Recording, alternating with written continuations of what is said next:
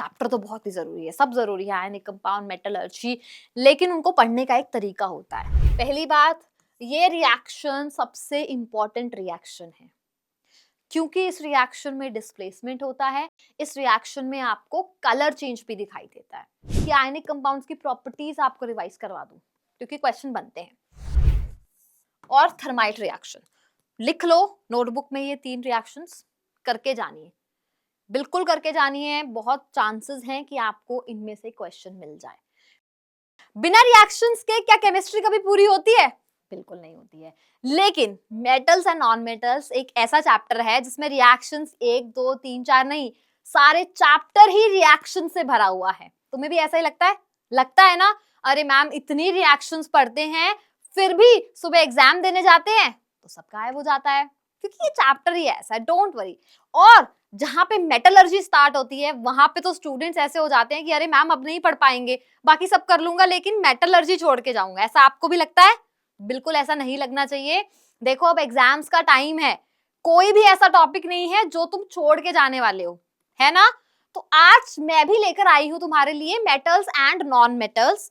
आपको पता ही है पुरानी वीडियोस के अकॉर्डिंग मैं क्वेश्चन प्रैक्टिस कराती हूँ, लेकिन ऐसे करवाती हूँ क्वेश्चंस की प्रैक्टिस कि आपका पूरा चैप्टर इन क्वेश्चंस में प्रैक्टिस हो जाता है।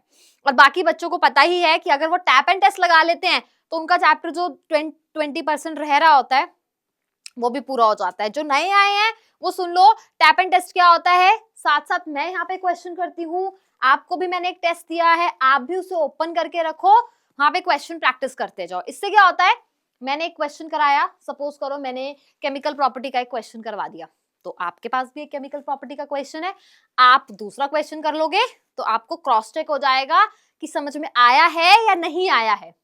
तो शुरू करें metals and non metals. Ready हो मेटलर्जी के लिए, रेडी हो केमिकल रिएक्शंस के लिए? Very good. स्टार्ट करने से पहले सिलेबस बता देती हूँ थोड़ा सा, सीबीएसई की साइट से ही उठाया हुआ सिलेबस है। तो इस चैप्टर में स्टार्टिंग में आपको पढ़नी है properties of metals and non metals. अगर आपको मेटल्स एंड नॉन मेटल्स नहीं पता है तो फर्स्ट चैप्टर में 9th में पढ़ते हो प्योर सब्सटेंस, उसके अंदर एलिमेंट्स, फिर एलिमेंट्स का फर्दर क्लासिफिकेशन होता है मेटल्स एंड नॉन मेटल्स। ये वही मेटल्स एंड नॉन मेटल्स हैं जिनकी हम प्रॉपर्टीज पढ़ रहे हैं, बोथ फिजिकल एंड केमिकल। देखो फिजिकल में क्या ध्यान देना है, फिजिकल में ध्यान देना जितने भी एक्सेप्शंस दिए हैं ना, सारे के सारे एक्सेप्शंस को मास्टर कर लो। देखो एक क्वेश्चन एक्सेप्शन से आएगा ही आएगा अगर फिजिकल से आएगा तो, ठीक है? अगर कोई भी क्वेश्चन फिजिकल प्रॉपर्टी का वो पूछेंगे आपसे तो गारंटी के साथ बोलती हूँ कि एक्सेप्शन से ही पूछेंगे।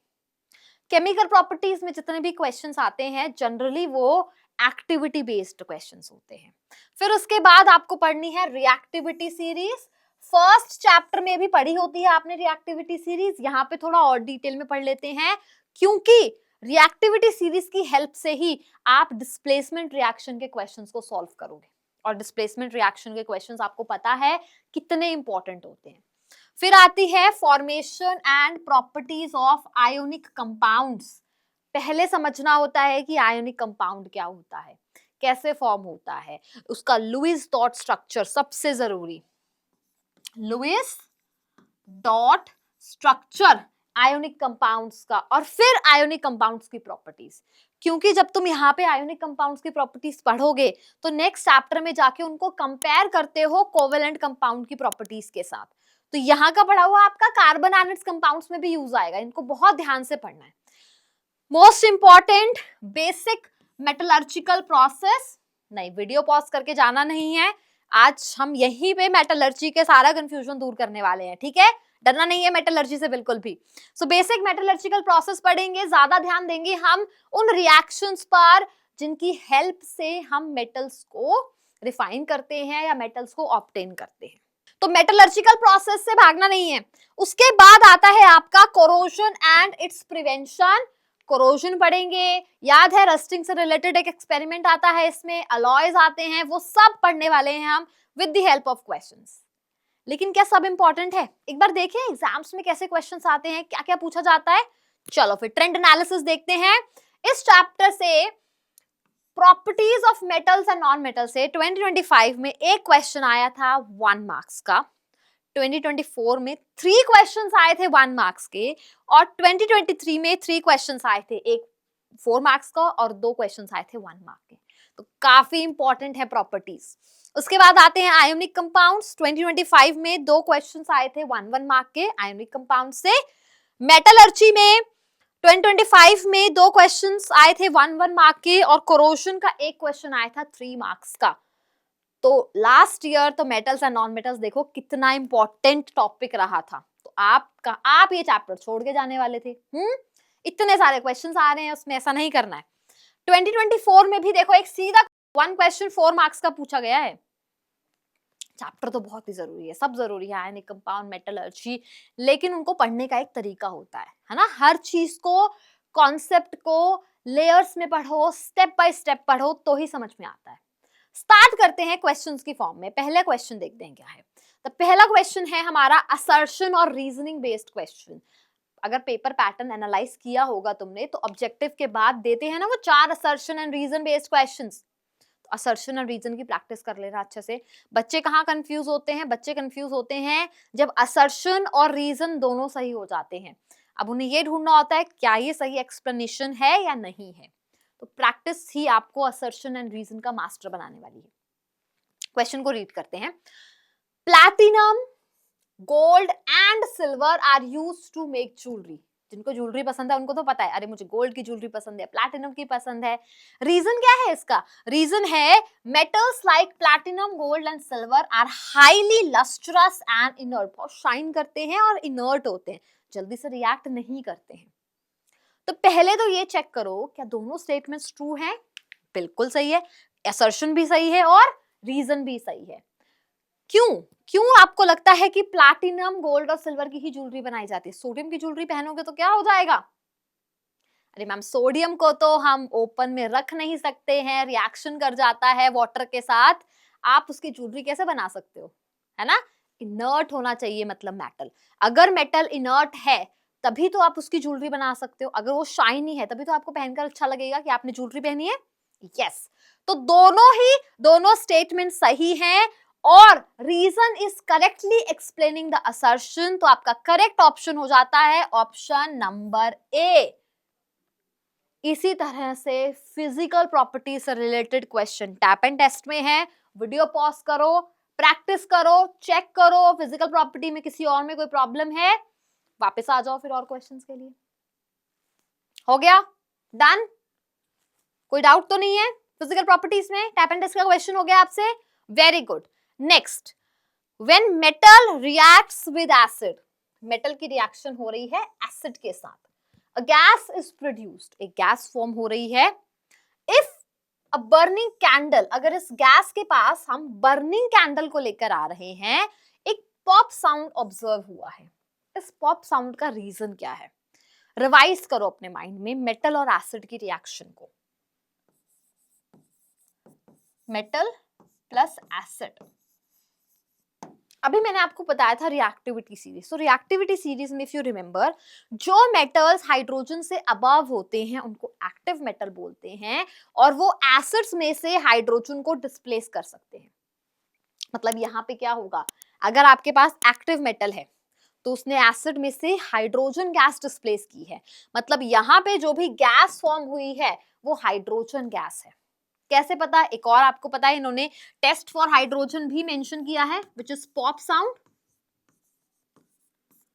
तो ये हाइड्रोजन गैस है। तो अब आपको देखना है कि इसमें से करेक्ट ऑप्शन कौन सा है। Burning of hydrogen gas, burning of carbon dioxide gas, burning of oxygen, और burning of nitrogen dioxide gas. तो क्वेश्चन बहुत आसान हो गया क्योंकि आपका कॉन्सेप्ट क्लियर था। मेटल प्लस एसिड आपको याद था कि हाइड्रोजन गैस को रिलीज करेगा अगर वो एक्टिव मेटल है। तो करेक्ट आंसर हो जाएगा आपका option number A, burning of hydrogen gas. मैंने एक और केमिकल प्रॉपर्टी का क्वेश्चन दे रखा है, कर लो तो मैं नेक्स्ट क्वेश्चन पे चलती हूँ, अगर आपका डन हो जाएगा तो। ठीक है, नेक्स्ट क्वेश्चन करते हैं। ये क्वेश्चन सीबीएसई 2025 का क्वेश्चन है। The color of the solution observed after about 1 hour of placing iron nails in copper sulfate। पहली बात, ये रिएक्शन सबसे इंपॉर्टेंट रिएक्शन है। क्योंकि इस रिएक्शन में डिस्प्लेसमेंट होता है, इस रिएक्शन में आपको कलर चेंज भी दिखाई देता है। क्या है रिएक्शन देख लेते हैं। आपने आयरन नेल्स लिया है, उनको ऐड किया है कॉपर सल्फेट में।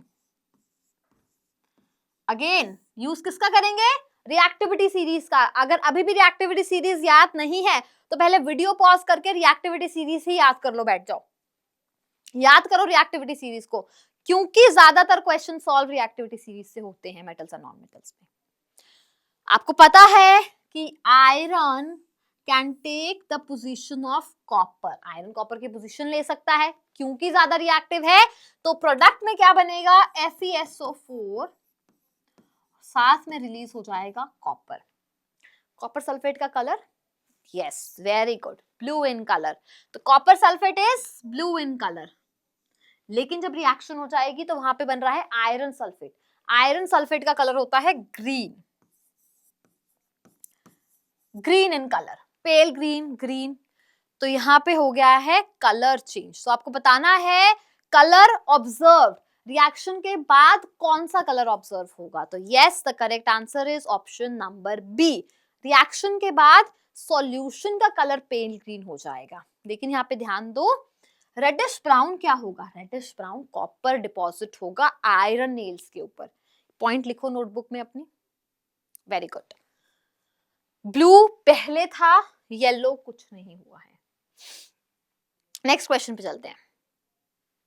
यस, तो ये जो नेक्स्ट क्वेश्चन है बहुत ही इंपॉर्टेंट क्वेश्चन है, बार बार सीबीएसई ऐसे क्वेश्चंस को पूछता है। क्वेश्चन को रीड कर लेते हैं।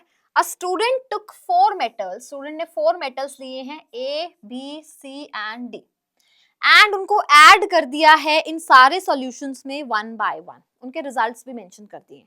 चलो समराइज करते हैं, हम क्या समझ पा रहे हैं। अगर आप मेटल ए को लेते हो और उसे आयरन सल्फेट में ऐड करते हो तो कोई रिएक्शन नहीं होती है। अगर आप उसे कॉपर सल्फेट में ऐड करते हो तो रिएक्शन हो जाती है। मतलब ये ए है, ये कॉपर से ज्यादा रिएक्टिव है। जिंक के साथ कोई रिएक्शन नहीं हो रही है, लेकिन सिल्वर के साथ रिएक्शन हो रही है। तो ये ए है, सिल्वर से भी ज्यादा रिएक्टिव है। अब कॉपर सिल्वर से ज्यादा होता है, तो ये हमारा एक पैटर्न बन के आ गया यहाँ पर। लेकिन आयरन और जिंक से कम रिएक्टिव है, तो हमें पता है कि जिंक आयरन से ज्यादा होता है। तो ये हमारी एक सीरीज बन के आ गई। अब बी देखते हैं। बी में आयरन सल्फेट के साथ रिएक्शन हो रही है, that means B is more reactive than iron. B is more reactive than iron. Reaction copper के साथ भी हो रही है, बी कॉपर से भी ज्यादा रिएक्टिव है। अब आयरन तो कॉपर से ज्यादा ही होता है। जिंक के साथ भी हो रही है और सिल्वर के साथ भी हो रही है, मतलब बी इन सब से ज्यादा रिएक्टिव है। तो बी को हम कैसे लिख सकते हैं, बी की पोजीशन अगर हम लिखना चाहेंगे तो सबसे ज्यादा रिएक्टिव लिखेंगे हम बी को, फिर उसके बाद जिंक, आयरन, कॉपर, सिल्वर। अगर आप ये सब डिकोड कर पाओगे तभी आप ऐसे क्वेश्चंस को सॉल्व कर पाओगे। फिर सी की रिएक्शन किसी के साथ नहीं होती है, सिर्फ सिल्वर के साथ होती है।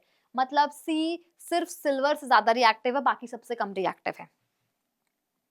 तो C is more reactive than silver और बाकी सब सी से ज्यादा रिएक्टिव है।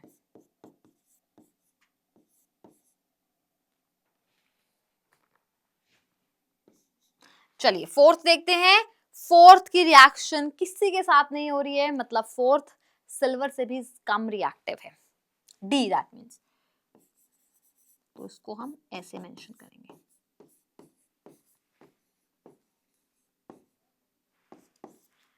अब ये हमने निकाल लिया है, अब ऑप्शंस के ऊपर चलते हैं। Which of the following statements are correct? इसमें से कौन सी स्टेटमेंट सही है? Amongst the given metals, B is the most reactive. B सबसे ज्यादा रिएक्टिव है। देखो अगर हम इनको देखें तो यस, B ही सबसे ज्यादा रिएक्टिव है और D लीस्ट रिएक्टिव है। तो yes, B is the most reactive, ये स्टेटमेंट ट्रू है। D is less reactive than zinc but more reactive than silver. D जो है, D तो सबसे ही कम रिएक्टिव है, दैट मींस रिएक्शन, ये स्टेटमेंट फॉल्स है। C is less reactive than silver. C जो है सिल्वर से कम रिएक्टिव है। हाँ, C सिल्वर से कम रिएक्टिव है लेकिन जिंक से ज्यादा रिएक्टिव है। क्या सी जिंक से ज्यादा रिएक्टिव है? नहीं है, ये स्टेटमेंट भी हमारी हो जाती है false. A is more reactive than copper, A जो है वो कॉपर से ज्यादा रिएक्टिव है, बिल्कुल ट्रू है, but less reactive than iron, लेकिन आयरन से कम रिएक्टिव है, दैट इज ट्रू। तो हमारी फर्स्ट एंड फोर्थ स्टेटमेंट सही है, दैट मीन्स करेक्ट ऑप्शन हो जाता है हमारा option number C, first and fourth. अब देखो इन क्वेश्चंस में ना स्टेप बाय स्टेप आपको चलना था। अब सपोज करो आप ऐसा ही एक क्वेश्चन सॉल्व कर रहे हो, सॉल्व करते करते आप कंफ्यूज हो गए, आपको नहीं समझ में आ रहा है कि भाई इसको करना कैसे है, मैम मैं स्टेप्स में कंफ्यूज हो गया हूँ, तो वहां पे एक बहुत ही अच्छा फीचर आता है एक्स्ट्रा मार्क्स का, which is help me solve it. अगर आप कभी भी ऐसे क्वेश्चंस में प्रॉब्लम फेस करते हो तो कुछ नहीं करना है, आपको हेल्प मी सॉल्व इट में जाना है, क्वेश्चन पेस्ट करना है अपना, और आपको स्टेप बाय स्टेप समझाया जाएगा कि कैसे ऐसे क्वेश्चंस आप इजीली सॉल्व कर सकते हो। बेटा अगर आपको स्टेप बाय स्टेप समझ में नहीं आएगा ना, सुपरफिशियली समझ के कुछ नहीं करना है, हर चीज को अगर आपने पूरा डिटेल में जाके समझा है तभी आपके कॉन्सेप्ट क्लियरिटी मिलेगी। तो ऐसे क्वेश्चंस में अगर तुम फंस जाओगे तो कहां जाओगे? हेल्प मी सॉल्व इट में जाओगे। काफी बच्चों ने यूज किया, उन्होंने मुझे बताया भी है कि मैम हमें बहुत ही यूजफुल लगा है, तो मैं चाहती हूँ कि आप लोग भी यूज करो और देन मुझे बताओ कि कैसा लगा आपको फीचर। ठीक है, चलो ऐसा एक क्वेश्चन टैप एंड टेस्ट में डाला है, जल्दी से सॉल्व करो, वापस आ जाओ फिर। Done, good. Next question, some statements regarding ionic compounds. अब देखो आयोनिक कंपाउंड्स के रिगार्डिंग कुछ स्टेटमेंट्स है, मैंने कोशिश की है कि आयोनिक कंपाउंड्स की प्रॉपर्टीज आपको रिवाइज करवा दूं क्योंकि क्वेश्चन बनते हैं। Ionic compounds are having high boiling point. High boiling point का मतलब क्या है कि उसकी फोर्सेस बहुत स्ट्रॉन्ग है, उनको ब्रेक करने के लिए ज्यादा एनर्जी लग रही है। एंड आयोनिक कंपाउंड्स कब बनते हैं? जब उनमें होती हैं इलेक्ट्रोस्टैटिक फोर्सेस ऑफ अट्रैक्शन, काफी स्ट्रॉन्ग फोर्सेस होती हैं, ब्रेक करने में टाइम लगता है, इसीलिए उनका बॉइलिंग पॉइंट हाई हो जाता है। तो ये स्टेटमेंट आपकी ट्रू है। Ionic compounds are having low melting point, नहीं भाई उनकी फोर्सेस इतनी स्ट्रॉन्ग होती है, मेल्टिंग पॉइंट कैसे लो हो जाएगा? ये स्टेटमेंट इनकरेक्ट है हमारी। An ionic bond involves the loss and gain of electrons. Yes, ionic compound का एक एग्जांपल लो जरा, NaCl कैसे फॉर्म हुआ होगा? सोडियम को 9th क्लास में जाओ याद करो, सोडियम को अगर अपना ऑक्टेट कंप्लीट करना है तो अपना वो वैलेंस इलेक्ट्रॉन लूज करेगा, लेकिन क्लोरीन को अगर अपना ऑक्टेट कंप्लीट करना है तो वही वैलेंस इलेक्ट्रॉन को वो ले लेगा और NaCl बन जाएगा एक आयोनिक कंपाउंड। तो यस, आयोनिक कंपाउंड की फॉर्मेशन में loss and gain of electrons होता है, ये स्टेटमेंट भी ट्रू है। Next, ionic compounds are bad conductors of electricity. ऐसा होता है क्या? नहीं। क्यों? बेटा इलेक्ट्रिसिटी के कंडक्शन में दो चीजें इंपॉर्टेंट रोल प्ले करती हैं, या तो आयन्स होने चाहिए या आपके पास इलेक्ट्रॉन्स होने चाहिए। तो यस, NaCl में आयन्स होते हैं, क्योंकि आयन्स होते हैं तो ये इलेक्ट्रिसिटी कंडक्ट करेगा, दैट मींस ये स्टेटमेंट हमारी फॉल्स है।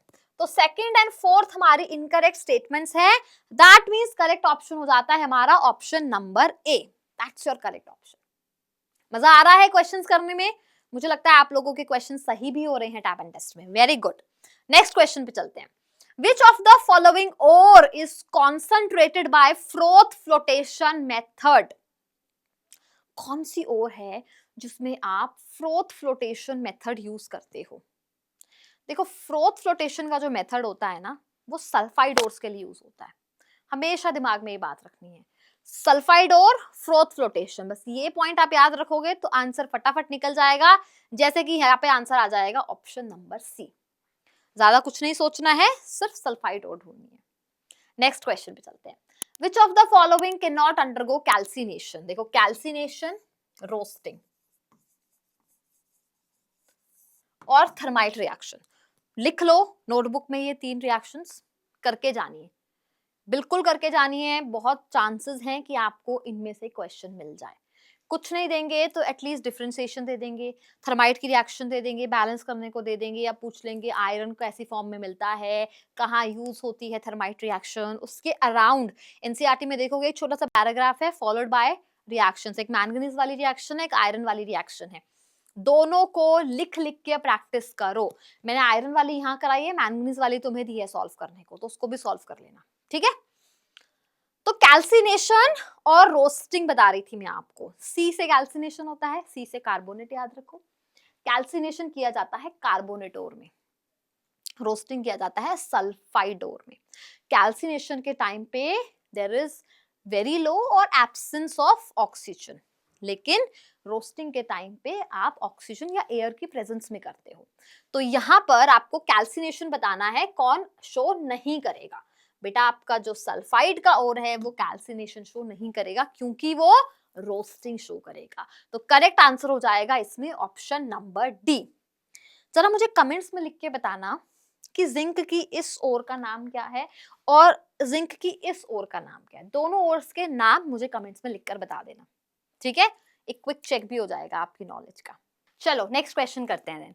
नेक्स्ट क्वेश्चन, लो भाई आ गया थर्माइट का क्वेश्चन। हमेशा आएगा आएगा, प्रैक्टिस करके जाओ थर्माइट रिएक्शन की। चलो क्वेश्चन है, what is thermite mixture in goldsmith aluminothermic process? पहले रिएक्शन लिखने और इजी हो जाएगा आपके लिए समझना। चलो तो रिएक्शन है इसकी Fe2O3 plus aluminium gives Al2O3 plus iron। देखो रिएक्शन तो हमने लिख दी, लेकिन इसको बैलेंस करना पड़ेगा अगर हमें पता करना है कितने पार्ट्स आयरन ऑक्साइड है और कितने पार्ट्स एल्यूमिनियम है। तो बैलेंसिंग के लिए I am putting a 2 here and a 2 here। I think अब हमारी रिएक्शन बैलेंस्ड हो गई है। परफेक्ट। तो इस रिएक्शन में 1 पार्ट Fe2O3 यूज हो रहा है एंड 2 पार्ट्स एल्यूमिनियम यूज हो रहा है। और ध्यान देना इसमें जो आपका आयरन बनता है it is formed in liquid state. इतनी ज्यादा एनर्जी रिलीज होती है, हाईली एक्सोथर्मिक रिएक्शन होती है। It is also used for joining the railway tracks. ये कुछ इंपॉर्टेंट पॉइंट्स है इसके। तो करेक्ट आंसर हो जाएगा option number D, 1 part Fe2O3 and 2 parts aluminium. Next question पे चले। Very good. नेक्स्ट क्वेश्चन है हमारा, pick the correct match of column 1 and column 2 for the refining of impure copper. Refining of impure copper में जो सबसे important question बनता है वो यही बनता है कि क्या इलेक्ट्रोलाइट लेना है, कैसा एनोड है, कैसा कैथोड है, और एनोड मड क्या होता है। तो आपको इलेक्ट्रोलाइटिक रिफाइनिंग करनी है, इलेक्ट्रिसिटी की हेल्प से जो आपको कॉपर ऑब्टेन हुआ है उसको प्योर करना है। इसको प्योर करने के लिए हम जो एनोड बनाते हैं उसको इम्प्योर कॉपर की बनाते हैं, ताकि जब कॉपर ब्रेक हो तो कैथोड पर जाकर प्योर कॉपर स्टिक हो जाए। आपको पता होगा इसको क्या बोला जाता है, प्रेफरेंशियल डिस्चार्ज बोला जाता है। ठीक है, तो हमारा सबसे पहले एनोड देखो, एनोड हमेशा इम्प्योर की बनाई जाती है। इम्प्योर कॉपर थिक होता है, तो एनोड बनेगा हमारा thick sheet of impure copper. 2 matches with C, 2 matches with C, C और डी ऑप्शंस में है। कैथोड बनाई जाती है, बहुत ही थिन सी शीट लेते हैं प्योर कॉपर की। 3 मैचेस विद बी, अभी तक हमारा ऑप्शन सी सही जा रहा है। इलेक्ट्रोलाइट बनाया जाता है एसिडिफाइड कॉपर सल्फेट का, 1 matches with D and 4th matches with A. Silver and gold मिलता है एनोड मड में। तो करेक्ट आंसर हो जाएगा हमारा ऑप्शन नंबर सी। क्वेश्चन बहुत इंपॉर्टेंट है, जरूर प्रैक्टिस करना रिफाइनिंग ऑफ कॉपर। डायग्राम है ना, डायग्राम में एरोस पे भी ध्यान देना। उस डायग्राम में बहुत अच्छे से एरोस मेंशन है कि कॉपर 2 पॉजिटिव कहां से आ रहा है और कौन सी इलेक्ट्रोड पर जा रहा है। बहुत फोकस देना उन एरोस के ऊपर। ज्यादातर बच्चे उसी एरोस में गलती करके आते हैं। आप नहीं करोगे क्योंकि आप मेरे साथ क्वेश्चन प्रैक्टिस कर रहे हो ना, और टैप एंड टेस्ट भी कर रहे हो, तो कोशिश करते रहो, पेपर अच्छा होगा। नेक्स्ट क्वेश्चन पे चलते हैं। नेक्स्ट क्वेश्चन है हमारा rusting of iron. Rusting of iron क्या है? तो पहले तो याद करो कि आयरन एक मेटल है। अगर वो रस्ट होता है तो एयर एंड मॉइस्चर के साथ रिएक्ट करता है। अगर रिएक्ट करता है ऑक्साइड बनाता है, और मेटल का ऑक्साइड कैसा होता है नेचर में? What is the nature of metal oxide? Basic. हाँ मुझे पता है कि मैम एल्यूमिनियम का तो एम्फोटेरिक होता है, लेकिन वो तो कुछ ही है ना, एल्यूमिनियम, जिंक, लेड, टिन, वो ही है बस एम्फोटेरिक, बाकी तो बेसिक है। तो उस पर फोकस कर लो, बेसिक होता है। ऑप्शन बी हो गया हमारा सही ऑप्शन। कर लिए सारे क्वेश्चंस टैप एंड टेस्ट के? क्या लगता है समझ में आया चैप्टर? बिल्कुल आया होगा समझ में। इतनी सारी रिएक्शंस हैं और आपने सारी रिएक्शंस कर भी ली हैं। वेरी गुड, जिन्होंने कर ली है वेरी गुड। और अच्छे से प्रैक्टिस करते रहो। और भी क्वेश्चंस की प्रैक्टिस अगर आपको चाहिए तो पता है कहाँ पे करनी है? यस, एक्स्ट्रा मार्क्स की ऐप पर करनी है जाकर। मेरे साथ क्वेश्चंस प्रैक्टिस करके मजा तो आया होगा, मुझे पता है, आप इसमें मना नहीं कर सकते हो, लेकिन मुझे कैसे पता लगेगा? आपको वीडियो को लाइक करना है, चैनल को सब्सक्राइब करना है। एक और चैप्टर लेकर आऊंगी, कार्बन एंड इट्स कंपाउंड्स, उसके लिए वीडियो का वेट करना है, ठीक है? चलो then, have a nice day.